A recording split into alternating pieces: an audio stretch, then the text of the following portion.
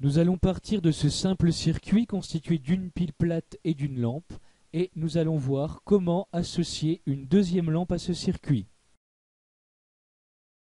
Étudions la première possibilité.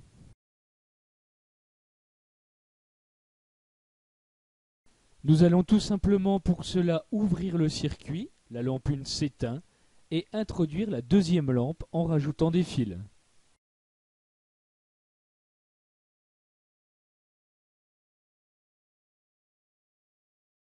Nous allons voir cette fois qu'il existe une deuxième possibilité.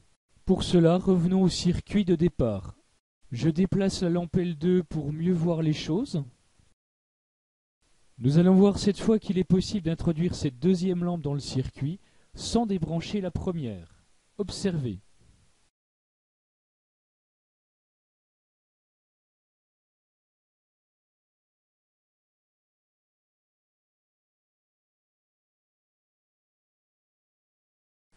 Nous allons cette fois étudier ces deux circuits en parallèle pour mieux en comprendre les différences. Dans le premier circuit, celui de gauche, nous voyons que la pile et les deux lampes L1 et L2 sont à la queue leu-leu, c'est-à-dire situés les uns à la suite des autres. Voici maintenant le schéma de ce circuit. Nous retrouvons bien sur le schéma le fait que la pile et les deux lampes sont situés les uns à la suite des autres. Intéressons-nous cette fois-ci au deuxième montage, c'est-à-dire celui de droite.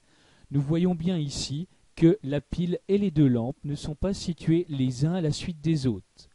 Il y a ce que l'on appelle différentes boucles. Si l'on schématise ce montage, voici ce que cela donne. Nous retrouvons bien évidemment sur le schéma les différentes boucles. Représentons cette fois par des flèches rouges le sens de circulation du courant électrique dans chacun des deux montages.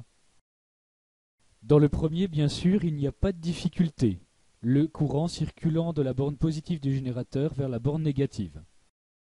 Il en est de même pour le deuxième montage. Seulement, arrêtons-nous ici quelques secondes.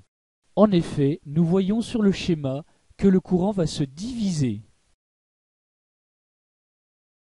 Bien sûr, il ne change pas de sens, il va toujours de la borne positive vers la borne négative.